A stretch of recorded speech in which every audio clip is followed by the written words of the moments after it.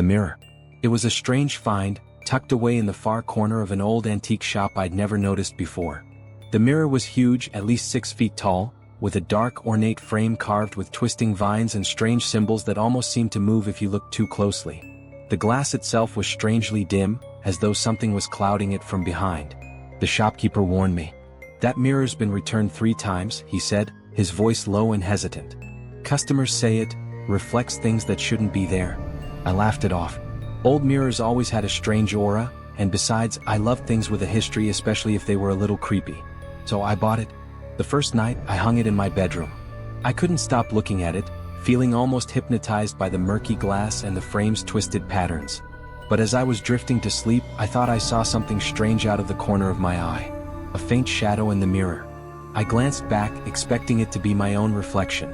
But the mirror was dark and I couldn't see myself in it. Just a faint, unmoving silhouette in the distance, like someone standing in the shadows far behind the glass. I brushed it off, thinking it was a trick of the light, and went to sleep. The next night, the mirror seemed darker. The shadow was still there, but closer, almost as if it had stepped forward, watching me from just beyond the glass. The longer I stared, the more I felt an odd pull, a whisper at the back of my mind telling me to get closer. I didn't listen. But every night after that, the shadow moved closer. By the 5th night, it was clear. I could make out a face, a hollow, pale face with deep-set eyes that seemed to stare straight through me. I tried moving the mirror to another room, hoping it was just my imagination. But even in the hallway, when I passed by it in the dark, I could feel that figure waiting. One night, I decided to record it. I set up a camera, aimed directly at the mirror, hoping to catch whatever was hiding in the glass. I went to bed, heart pounding, and left the camera running. When I checked the footage the next morning, at first there was nothing. Just me walking out of frame and going to bed. But then, around 3 a.m., something changed. The mirror's glass seemed to ripple like water. And then it appeared, first a shadow, then that face again, peering from behind the glass. But this time it didn't stay in the mirror. I watched, horrified, as the figure leaned closer, pressing a hand against the glass. A pale, clawed hand. Then, slowly, it reached through like the mirror was made of liquid. Its hand touched the floor of my room, pulling the rest of its body out. First its head, then its shoulders, dragging itself out of the mirror and standing in my bedroom. The creature's face was hollow and twisted, its eyes sunken, black pits that glared down at me in bed. It walked closer, step by slow step, until it was standing over me, watching as I slept. Then it bent down, its empty eyes right next to my face, and smiled. I had to turn off the video. I felt sick, my heart racing as I realized that whatever this thing was, it had been there, right next to me while I slept. That night, I tried covering the mirror with a blanket. But when I woke up, the blanket was on the floor and the shadow was back, closer than ever. I was too scared to sleep, watching as that thing inched closer and closer, almost pressing against the glass. The last night, I finally decided to destroy it. I grabbed a hammer, marched up to the mirror, and smashed it as hard as I could. The glass cracked, splitting into a web of sharp lines. But instead of shattering, the glass rippled again, and a cold, heavy hand reached out, grabbing my wrist with an iron grip. I struggled, but it pulled me closer, the glass warping, dragging me toward it like a vortex. I screamed, but it didn't matter. The last thing I saw was that hollow face, grinning as it yanked me through the mirror. The next morning, someone found the mirror left outside the shop. It looked normal, no cracks, no signs of the struggle. Just a faint, shadowy outline in the glass, like someone reaching out. The shopkeeper took it back, but a week later he noticed something odd. The mirror's glass was darker than before, and if you stared long enough, you'd see a face. A face with wide, terrified eyes trapped behind the glass. And now it's waiting for the next person to buy it.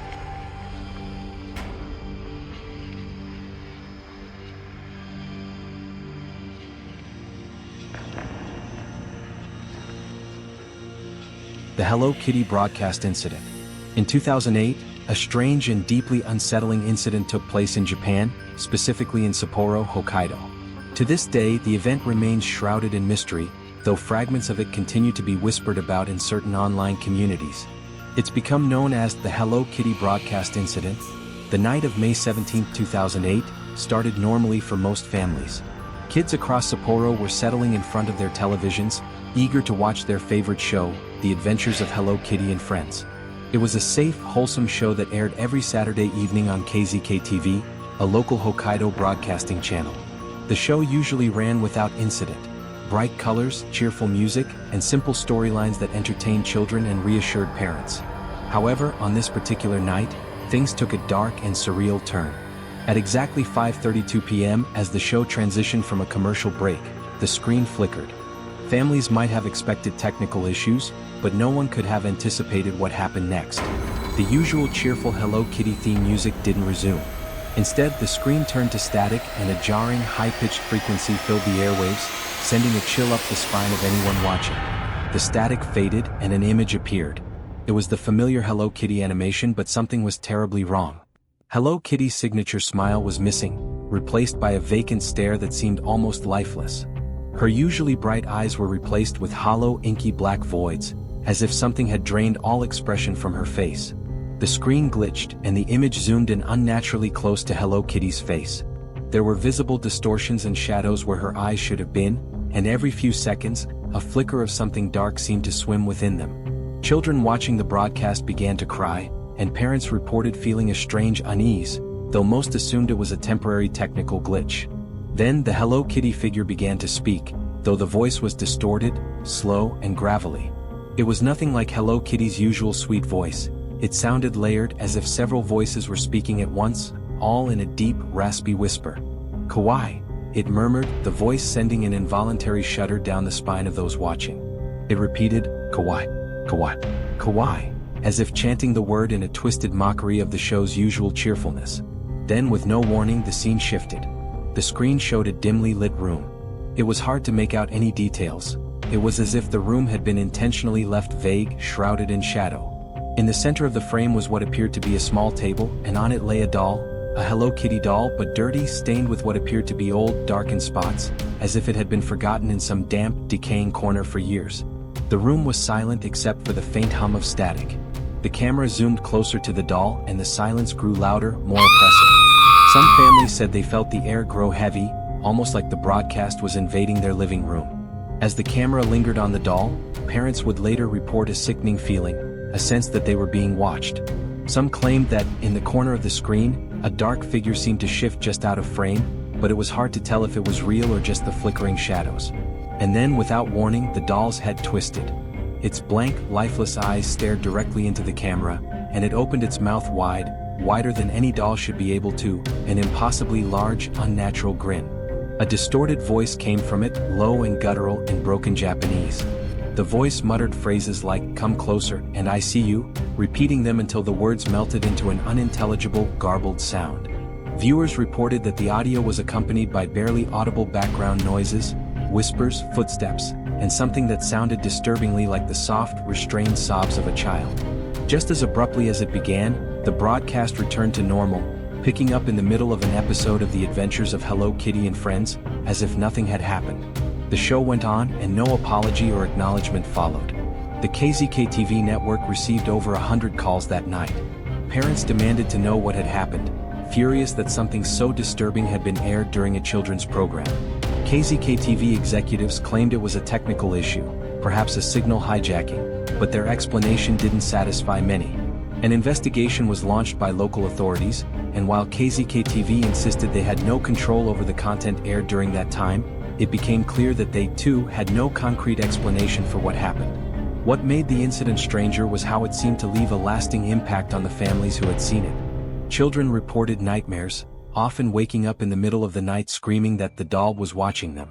Several children described seeing a dark figure with eyes that looked like black holes, lingering in the shadows of their rooms.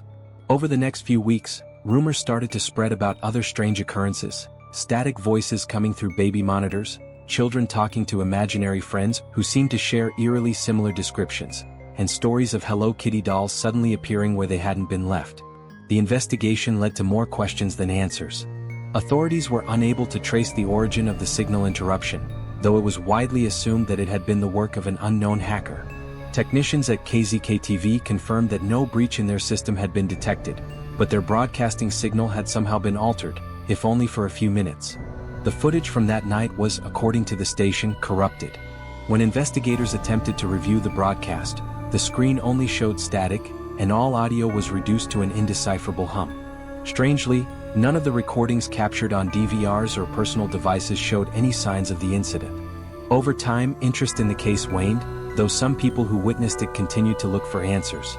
Online forums dedicated to the paranormal and unsolved mysteries began to refer to it as the Hello Kitty broadcast incident, but discussions were often met with skepticism. Some claimed it was just an urban legend, a creepypasta that had somehow slipped into local lore. Others, however, insisted they remembered that night clearly, and no one could convince them it wasn't real. To this day, no one has come forward with an explanation.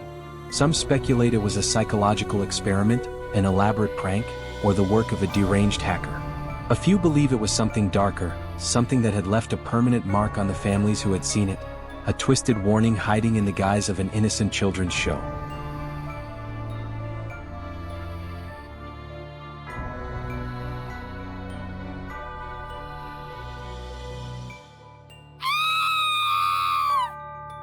The clown. The following posts were originally found on a popular website forum and have since been removed. OP, June 17, 21. Several months ago, I lost my husband after he apparently died in his sleep. I wish I could say he looked to be at peace when he died, but the look of terror on his face when I found his body would suggest otherwise.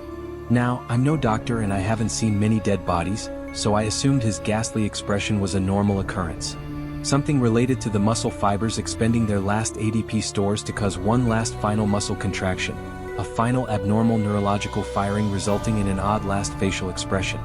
But now I'm starting to think there might have been another, more ominous reason. After months of mourning his loss, I decided it was finally time to start going through my husband's things. To get a sense of closure. To move on with my life. Maybe even try and meet someone new. While going through his bedside dresser, I found a diary. He was a writer, albeit not a very good one, and I'm told this is a normal thing that writers to do. Sometimes he would have vivid dreams and would have to jot them down before they slipped his mind. I'll relay his entries here as they're written in his diary. Knowing who he was and what he believed, I know that this is what he would have wanted. He would have wanted me to share his musings with the world even if they fell on deaf ears. But before you read any further, there is one slight caveat I should mention. He had hundreds of entries in his diary and I read through all of them. Maybe to get a better sense of who he was, maybe because I was bored, or maybe because I just wanted to hear his voice again and reading his words allowed me to hear them. To hear him. Regardless, most of the entries are rather mundane, lacking in inspiration or originality, but towards the end his dreams started to become more linear, almost like a TV series with a clear protagonist and antagonist. A beginning, a middle, and an end. I'll start relaying his entries at the beginning, or at least what I believe to be the beginning. Entry 1. I'm sitting in the bleachers of my high school basketball gym. It's exactly how I remember. There are two sets of bleachers on each side of the court, one on the lower level and one on the upper level. I'm on the upper level. The dance team is doing some kind of performance, but I'm not really paying attention because my high school crush, we'll call her Angelica to protect her identity and because she was like an angel to me, is sitting directly across from me. We keep making eye contact. OP, I didn't know he had a crush on anyone in high school, but I'm willing to let bygones be bygones. Entry 1 continued. The dance team is finally done with their performance. I'm now standing by myself in the middle of the basketball court. The spotlight is on me. Shit. I'm still in my underwear. The entire audience is laughing at me. I turn to run, but I'm now in the middle of our football field. It's our high school graduation. Entry 2. I'm back in the middle of the football field, but now I have pants on, thank God, along with my cap and gown. Our entire graduating class is sitting in plastic foldable chairs, all neatly laid out in the middle of the football field. Why did they make us sit out here for our graduation in the middle of summer? Anyway, the valedictorian is in the middle of a commencement speech. And now the valedictorian, initially an archetypal Poindexter, complete with braces, glasses, freckles and a pocket protector, has transformed into Angelica because of course that would happen. I can't stop staring into her eyes and I barely process what she's saying. Why can't I stop staring? Does she wear contacts or are her eyes really that captivating? Angelica stops in middle of her speech and fiddles with the microphone. There doesn't seem to be any sound coming from it. I never hear anything in my dreams anyway, so it's kind of weird seeing someone else in a dream react to not being able to hear themselves. Suddenly, someone appears next to the podium where she's standing. I recognize everyone else in my dream except for this strange interloper. He leans over and whispers something to her. She nods to the mysterious guest and makes her way to her seat, which, you guessed it, is right next to me. Does that mean anything? It has to mean something. The moment she sits down, the strange interloper picks up the podium and hurls it into the sky. Everyone, including me, looks up. When I look back down, the strange interloper has transformed from a pedestrian middle-aged man into a clown, complete with red curly hair, an unnerving smile and large sharp-pointed teeth. I think he had eyes, but I don't remember what they looked like. Small red dots that pierced through the darkness? Or maybe they were large, yellow and lifeless, eyes the size of dinner plates that couldn't possibly belong to anything in this reality? I'll be sure to look more closely next time if I have the wherewithal to remember. Then, one of the school administrators took it upon herself to confront the clown and shoo him off the stage. As she approached, the clown's gaze slowly shifted from the audience to the administrator. The clown's intense gaze quickly melted her confident demeanor, and she suddenly had a change of heart. Like a dog with their tail tucked between their legs, she slowly started to back away from the clown. She must have thought she was safe because she turned her back on him. Big mistake. He quickly closed the distance between them, picked her up, unhinged his jaw, and devoured her whole. I was completely speechless. And then I remembered I was in a dream. When I woke up, I was drenched in sweat. I watched a scary movie about clowns last night, so that's probably what this clown thing is all about. To the light of my life, if you're reading this, that's why I washed the sheets. Not because I was actually trying to be a better husband, though I really do try. Entry 3. I'm back on the football field and the clown just finished engulfing the administrator. He jumps down from the stage and begins devouring everyone in the front row, one by one. I stand up to get a better view. I can barely make out a pair of feet squirming before they disappear into the clown's grotesque mouth. I sit back down and turn to Angelica, who's still sitting next to me. She doesn't seem to be bothered at all by the atrocities happening before our eyes. In fact, no one seems bothered by the clown until they realize they're next. When I wake up, I'm not drenched in sweat, but my hands are sore. I think I had a death grip on my blankets while I was sleeping. I wonder how long my hands were stuck like that. I've never had nightmares of the same movie back to back, and I've certainly never had such a visceral experience during my dreams, let alone dreams that happen in a linear fashion. How far can I take these dreams? Could these dreams be telling me something? Are they the gateway to the story that's going to make me famous? Entry 4. I'm back on the football field. The clown has finished devouring everyone in the front row, though he certainly doesn't look like he's eaten anyone because his funny little checkered vest still fits and his bow tie is still miraculously secured around his neck. I begin counting the rows between him and me. 21 rows between him and me. I let out a sigh of relief. It seems the clown heard me because once I finished sighing, he looked directly at me. Up until this point, we hadn't actually made eye contact. What's particularly strange is that I still don't know what his eyes looked like, despite making a conscious effort to note their appearance. Maybe there was nothing where his eyes should have been and my mind is just trying to fill in the blanks. What I did notice is that the clown's motivation seemed to change. At first, it seemed he was causally killing the audience members, almost as if he was tasked with killing these people and was reluctant to do so. Like he drew the short straw and was in charge of cleanup on aisle 4. Now it seems like he's trying to dispose of them quickly so he can get to me faster. Rushing through the entree so he can get to dessert. I say that because after the clown looked at me, he looked at the rows between him and me, bounced a few times in his massive red shoes, and then jumped 15 feet into the air. While suspended in midair, he began breathing fire at the rows in front of me. Rows 2 to 15 were suddenly filled with nothing but charred bodies and melted chairs. When I woke, I could have sworn I smelled burning flesh and heard the muffled sound of people screaming. The smell lasted for only moments and the sound of screaming even less so. Entry 5. I've only slept twice over the past 4 days. That's 2 more dreams. 2 more rows of people dead. 2 fewer rows between me and that clown or that demon or whatever it is. I fear falling asleep because every time I fall asleep, another row of people dies, each time more brutally than the last. I'm beginning to fear that these aren't just dreams after all. Entry 7. I don't know how long I've gone without sleep. I'm trying to hold it all together and pretend like everything is fine because no one would believe me if I told them the truth. If I told them what was really happening to me. In the last dream I had, I tried to escape. But at the end of the aisle where I'm sitting, there is a red velvet rope that acts like a force field and I can't go past it.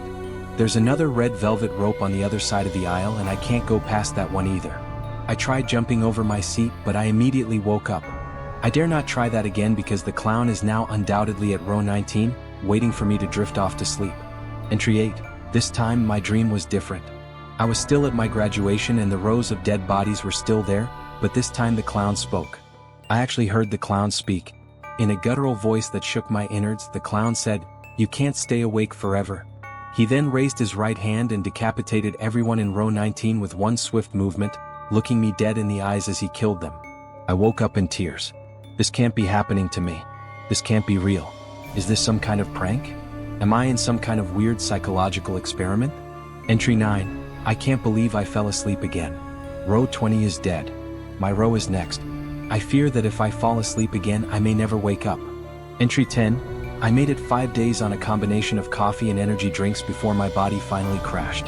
I thought for sure that would be the end of me. Instead, all the clown did was calmly walk to the beginning of my aisle, lift the red velvet rope and then lower it behind him. Just before I woke up, he turned and smiled at me. What a hideous and twisted smile. Entry 11. The clown slowly made his way through everyone between me and the end of the aisle. Angelica, just after realizing she was next, turned towards me and started to run, but it was useless. He swiftly put his hand through her back and pulled out her pulsating heart. I watched as the life slowly drained from her eyes and the thud of her body hitting the ground woke me from my sleep. The smell of her blood, that all too familiar smell of metallic copper, permeated my nostrils for an entire day. OP, June 18, 21. That was the last entry in his diary. I know what you're all thinking. How could you not have noticed something was off? I did notice something was slightly off just before he passed, but I didn't think much of it. He was bound to some fits of insomnia. Sometimes he did his best writing when he couldn't sleep. He was also prone to consuming a lot of caffeine. A lot of caffeine. He said it helped free his mind and be more creative or something like that. I don't know if this diary is real or if it's just some prank that he set up in the event he died young.